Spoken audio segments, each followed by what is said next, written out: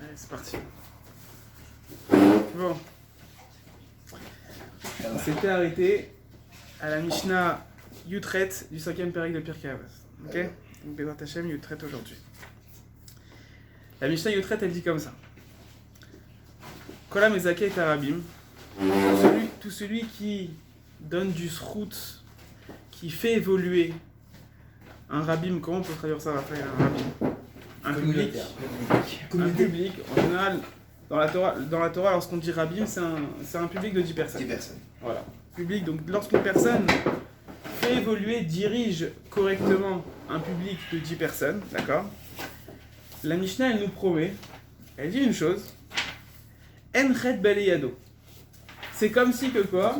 Comme si que il va, Enchet Baleyado, on va faire une première traduction. Enchet Baleyado, qu'est-ce que ça veut dire, Raphaël? Enchet Baleyado.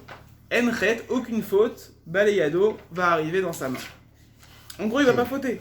Il va pas fauter. On est d'accord ou pas? Chai, quand on tient une communauté, on ne faute pas. Moi aussi, je suis pas d'accord. Ok. Mais bon. On est, déjà, on est en face dessus.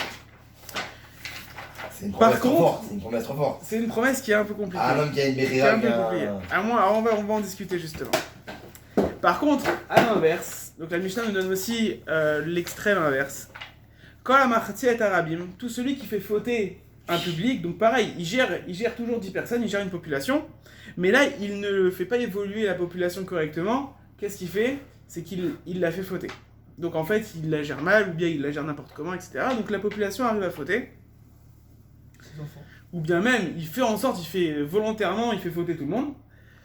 Qu'est-ce qu'on dit? Qu'est-ce que la Mishnah lui promet à cette personne-là? Ses enfants, je crois. Non, alors on a vu ça. On a vu ça, c'est ce qu'on a dit la semaine dernière. Mais là, ce que dit la Mishnah, c'est pas ça. On va reprendre tous ces trucs-là qu'on a dit la semaine dernière. C'est marrant, c'est Raphaël qui en avait parlé. Sur ceux qui gèrent un parnasse. Celui qui, on va dire, subvient à un public. Il fait en sorte qu'un public existe, il donne de l'argent, etc. Il fait exister. Mais c'est pas ça. Mezake, on va définir les termes. Là, ici, quand la Machati et Tarabim, c'est une personne, un dirigeant qui prend 10 personnes, qui prend une communauté qui dit bah, très, on va tous aller, j'en sais rien, en boîte de nuit ce soir. Ou on va tous regarder une émission qui sert à rien et qui nous fait faire n'importe quoi, j'en sais rien. Ou bien il fait fauter 10 personnes. Ils arrivent à faire une avéra. 10 personnes font une avéra par lui, par son intermédiaire. Ça, c'est quand la Machati et Tarabim. D'accord. Qu'est-ce que la Mishnah dit sur cette personne-là? En maspikin beyado la satshua. Qu'est-ce que ça veut dire? On ne va pas lui donner le nécessaire pour qu'il fasse tchouva sur ce qu'il a fait. C'est foutu pour lui. Il a réussi à faire fauter 10 personnes. Tant pis pour toi, il n'y a pas de retour possible. Il n'y a pas de retour possible. Et enfin, la Mishnah ne dit pas qu'il n'y a pas de retour possible. Elle dit que En maspikin, elle dit que du ciel, l'Akadosh Baruch Hu, il va pas lui donner la possibilité, il va pas lui faciliter, on va dire, la vie, il va pas lui donner le contexte pour qu'il fasse tchouva. Ok. Donc on a deux exemples, on reprend rapidement. Première partie de la Mishnah, c'est quoi? C'est tout celui qui dirige correctement un public, qui veut le faire évoluer correctement, qui va l'élever, qui va lui faire faire des mitzvot, etc. Donc ça, c'est quoi la Mezake et Tarabim? On dit sur lui que il va jamais fauter. Ce dirigeant-là, Enchet Baleyado, ça veut dire qu'il n'y a aucune Avera, il va arriver à faire aucune Avera. Enchet Baleyado, d'accord? Ok. Quand la Machat et Tarabim, on a vu quoi? Il a fait faire des fautes à une assemblée. Donc quoi? Donc lui, il va jamais pouvoir faire teshuva sur ce qu'il a fait, d'accord? On continue. Deux exemples. C'est qui sont les références de ces deux thèmes? Qui sont les références? La Mishnah va nous donner deux références. La première référence, c'est Moshe Rabbeinu. Et la deuxième référence, c'est Yerovam ben Nevat. Ok. Moshe Rabbeinu, vous connaissez? Yerovam, c'était un roi. D'accord? On va voir.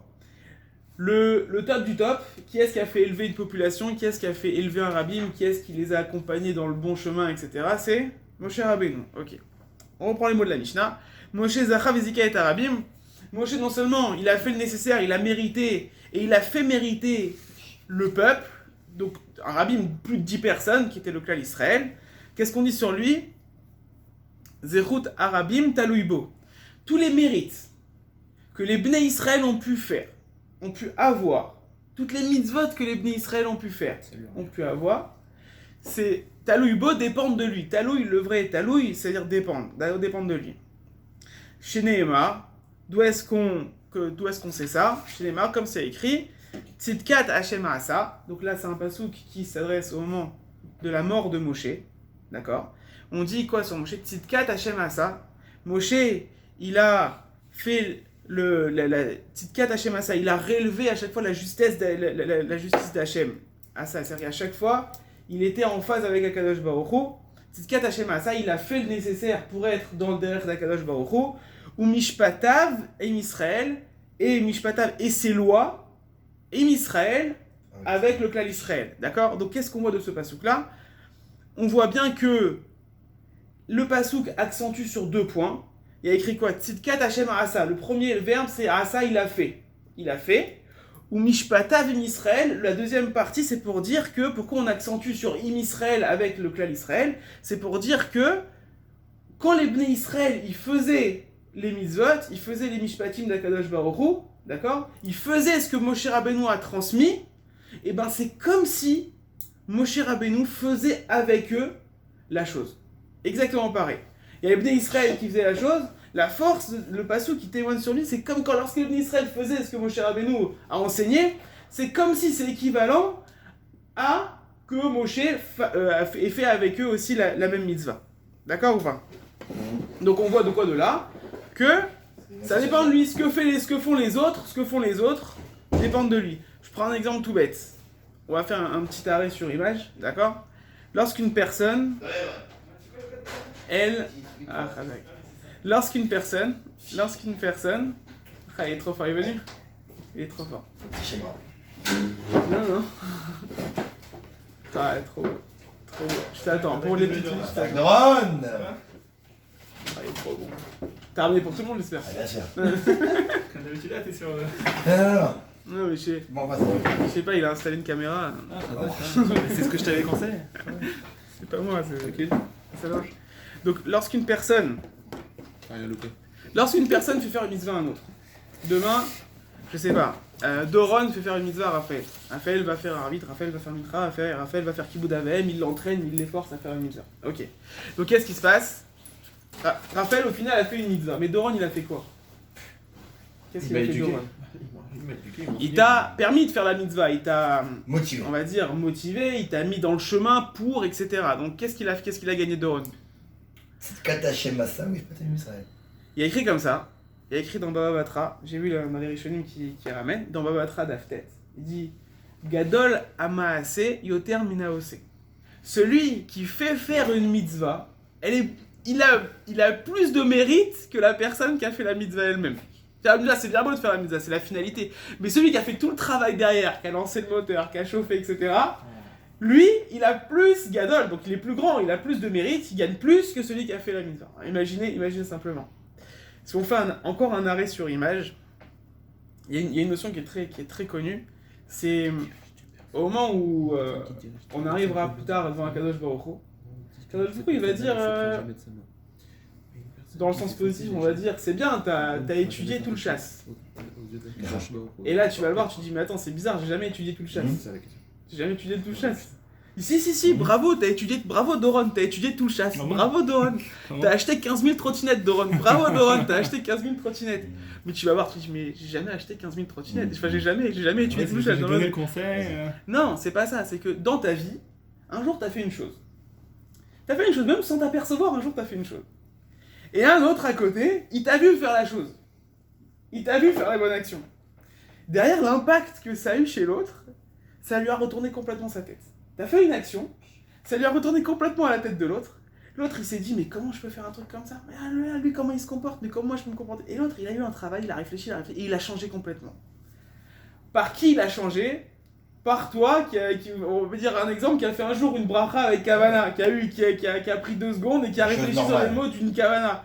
L'autre, il t'a regardé de loin et dit, purée, n'empêche, peut-être qu'il faut se comporter autrement dans la vie. Et l'autre, il a changé complètement grâce à ta petite bracha, t'étais complètement retourné contre un mur, t'as regardé personne.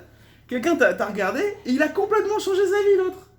Tout ce que l'autre fait, c'est comme si ça venait de toi, c'est comme si c'est toi qui l'as fait.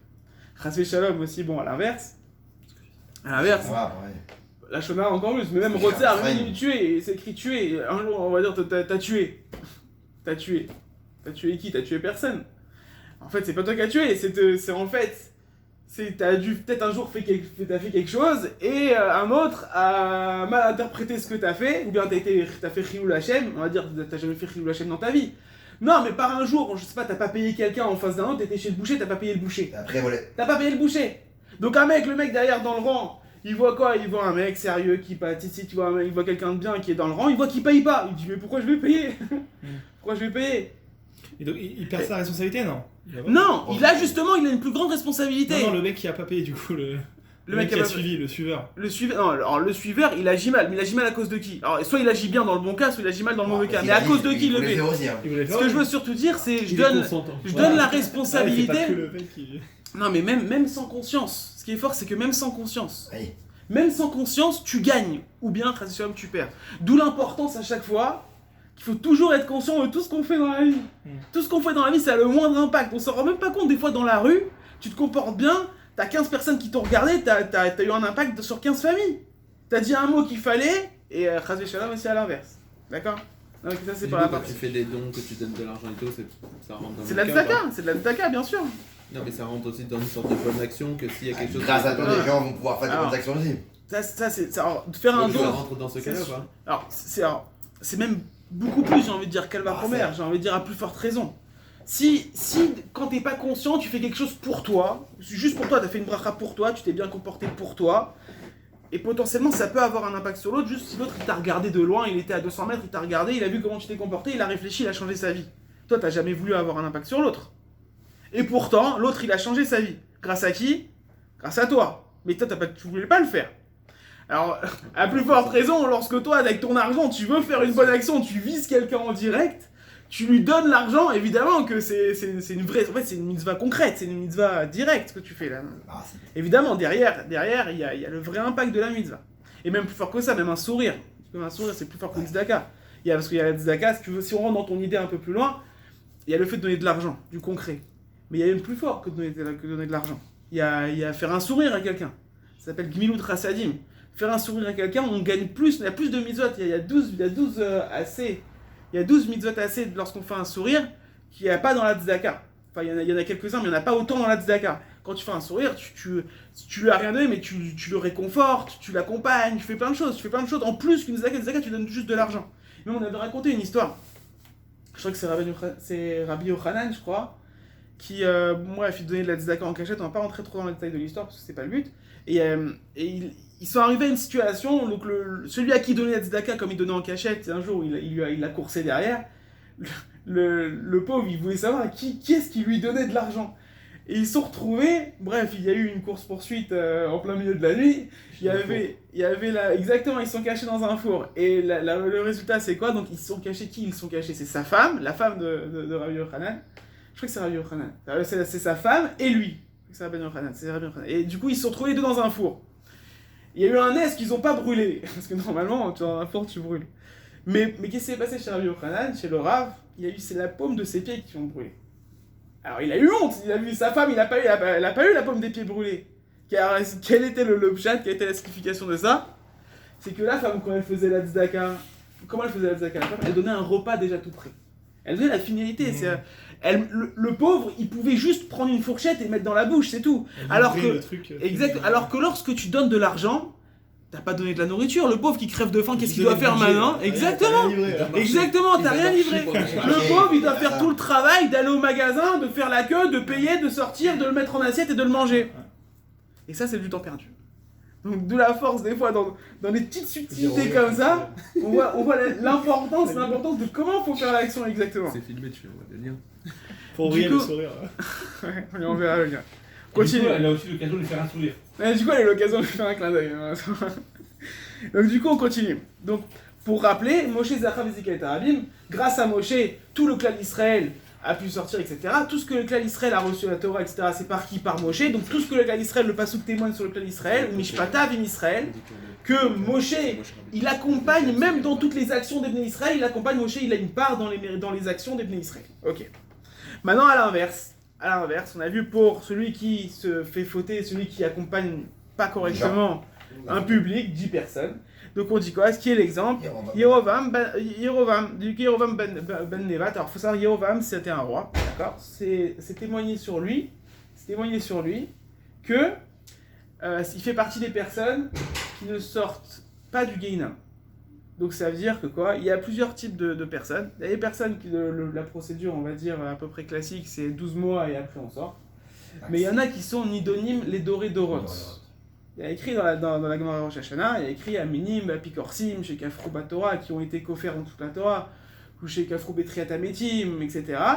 Et Yerovam ben Nevat, il est cité personnellement dans la liste, il dit Venindonin, ba les doré dorot. Ils sont jugés, les doré dorot, bon, il y en a qui disent les doré dorot, ils disent les doré c'est au pluriel, donc c'est 2, dorot c'est au pluriel, c'est 2, donc c'est 4 générations. Mais il y en a d'autres qui disent que c'est, ils sont complètement coincés. Dans le Gehinnom, ils sont jugés.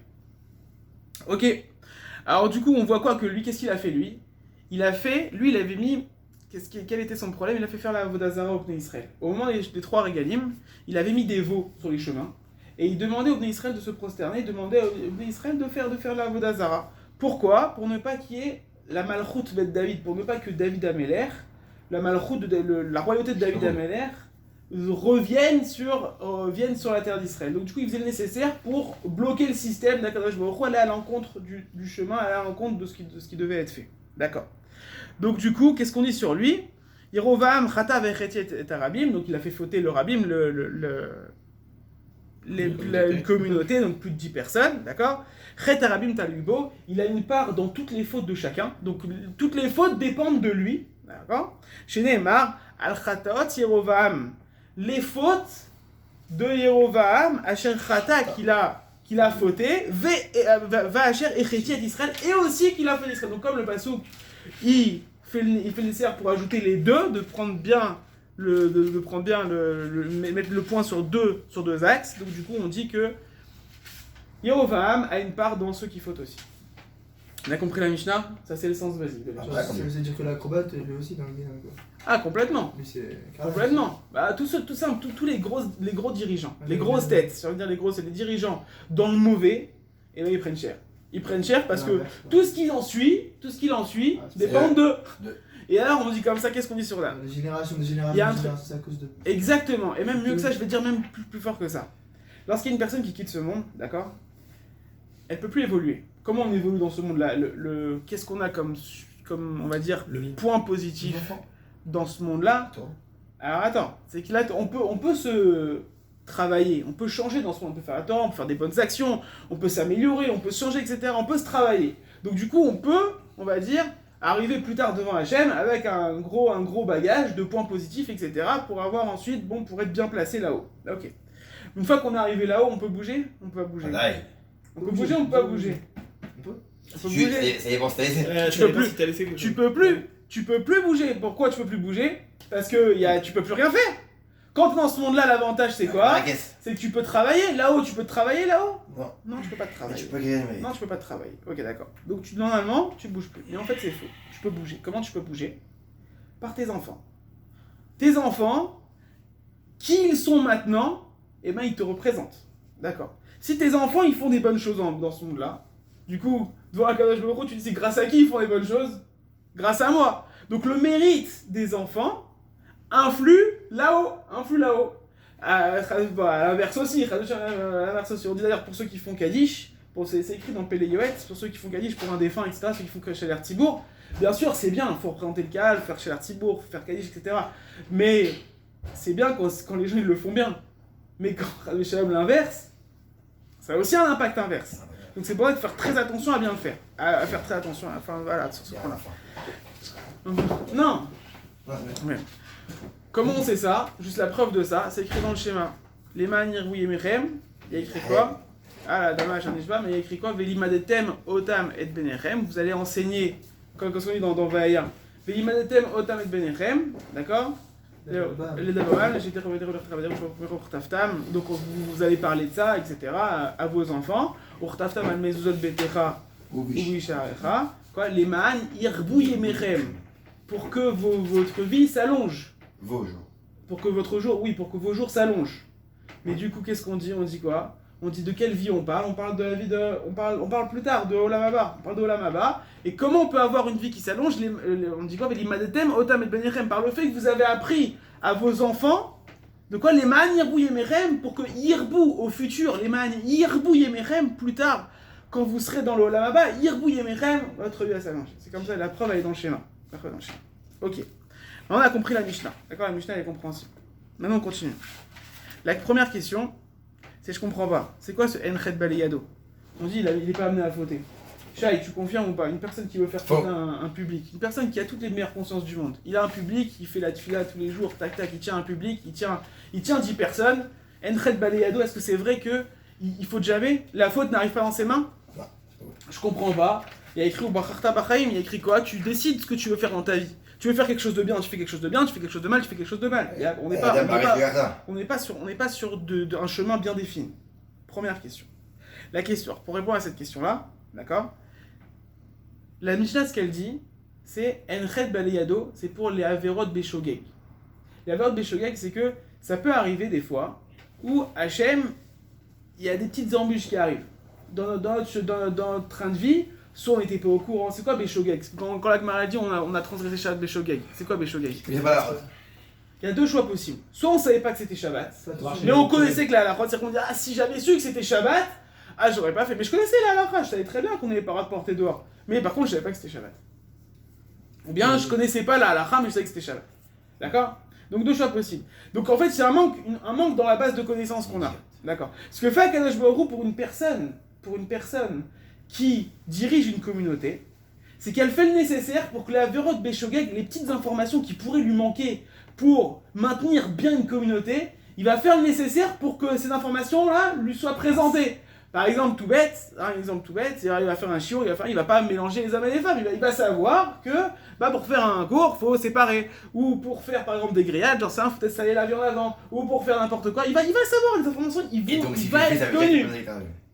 Et donc quoi? Tu fais des bêtises, ça veut dire que t'es pas vraiment dans les Mais attention, maintenant, là je parle les embûches, il va pas y avoir. Pourquoi? Parce que Akadosh Baruch Hu, il aide au maximum dans le bon chemin.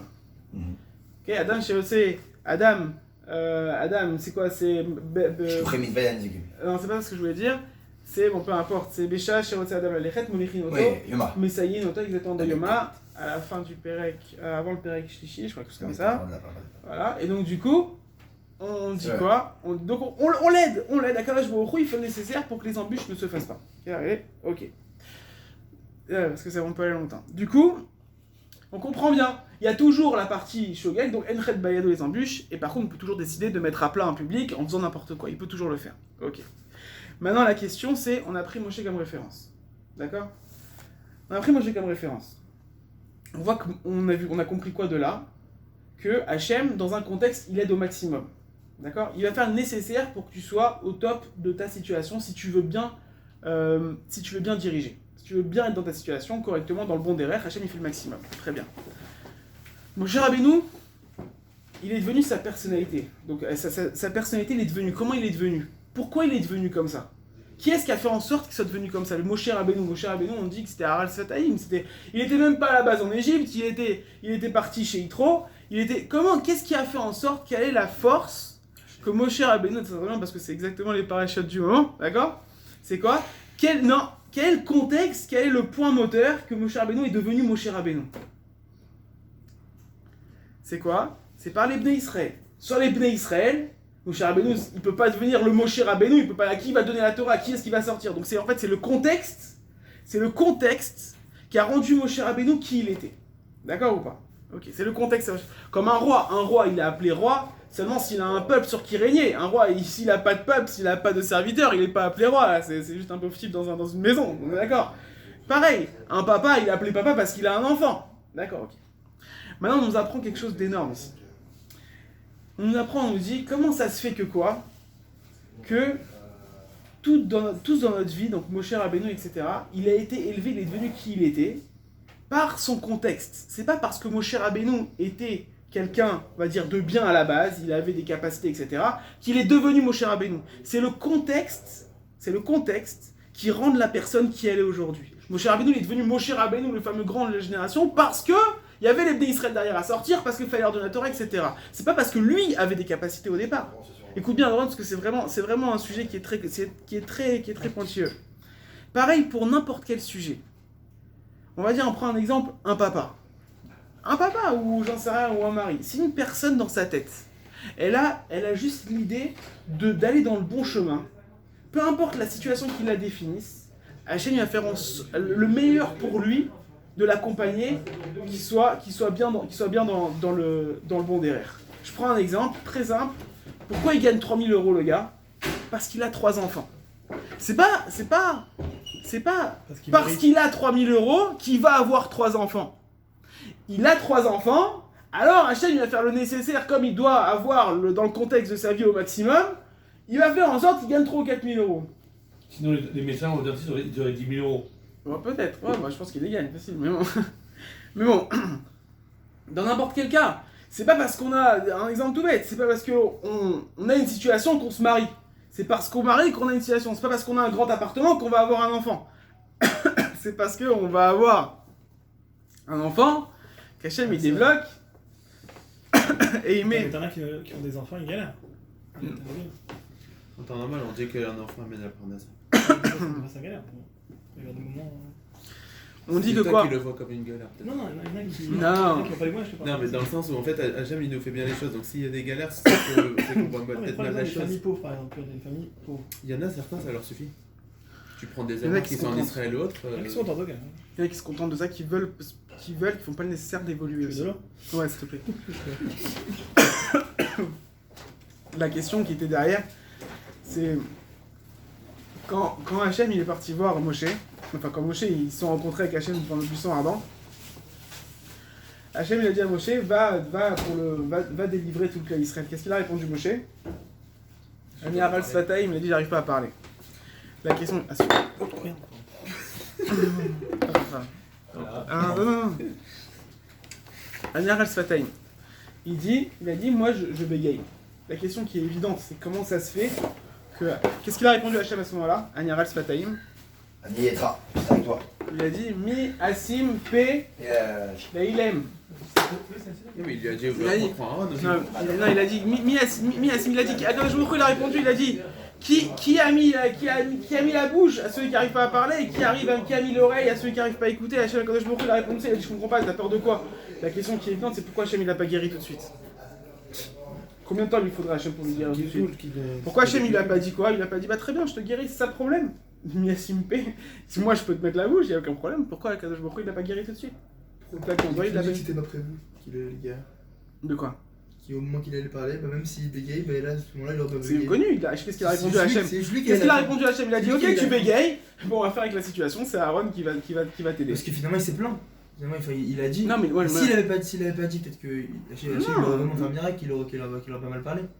Hachem aurait pu faire le miracle. Hachem aurait pu faire le miracle, je n'arrive pas à comprendre. Ce que tu Toi dis. tu me dis pourquoi il avait besoin de faire envoyer quelqu'un d'autre pour faire parler Moshe. Pourquoi non, la question que je pose c'est pourquoi Hachem l'a pas guéri Moshe? Aniar al-Sfataim, très bien, c'est ça ton problème, je te guéris. Tu sais, c'est ma question. Parce qu'il a demandé ce que Moshe Il a demandé, parce que qu'est-ce Moshe il a dit je bégaye, je pourrais Non, pas il a parler. pas demandé Il à a dit, Hachem. je pourrais Il pas a parler. dit comment tu veux que je fasse le boulot que tu me demandes? Je bégaye, je suis pas la bonne personne. Il a pas demandé à être guéri, Il a pas demandé à posé être le guéri. problème. Il a dit je bégaye, trouve quelqu'un d'autre, c'est pas moi qu'il faut. Oui, il a quand même posé un problème qui est censé être inexistant. Tu es super existant le problème, Il bégayer. bégaye. Ok, mais quand Quand tu veux pas devant. quand Il tu a- vas à il a Kadosh peur. Baruch Hu, tu dis pas que tu dis pas qu'il y a un problème, c'est Il pas a un dit. problème. C'est pas censé Si, être un bien, problème. mais pour lui c'est un problème à Moshe apparemment. Il a honte, il a Bon, honte. d'accord. La réponse c'est comme ça. La réponse c'est pourquoi Moshe il a pas guéri. Enfin, une des réponses pourquoi Hachem il a pas guéri Moshe. C'est parce que, pour nous montrer à nous un point énorme. S'il avait guéri, qu'est-ce qu'on aurait dit? On a dit ah, il faut avoir des bonnes capacités pour devenir quelqu'un. Il faut avoir les bagages nécessaires pour devenir une personne qui va délivrer le Israël. Quand je il te dit pas du Même tout. handicap. Comme tu es toi maintenant, si juste t'as la volonté d'aller jusqu'au bout, t'as la volonté d'avancer dans le contexte dans lequel tu te trouves, Hachem il t'avance avec toi. Hachem il a pas guéri Moshe, il a dit t'inquiète pas, tu vas réussir à aller jusqu'au bout, malgré ton petit handicap, tu vas aller jusqu'au bout. C'est pareil pour tout celui qui a un petit souci dans sa situation. Kadosh Baruch Hu, il l'avance, il l'aide, malgré il va pas lui faciliter la vie, il va pas lui mettre tout l'argent qu'il a besoin pour qu'il fasse les tâches. Non, il dit t'inquiète pas, je suis avec toi et ça va aller jusqu'au bout comme ça, exactement comme avec Moshe. Il a pas justement tout avancé et il a réussi à l'amener jusqu'au bout. Ça c'était le point. Sag mal,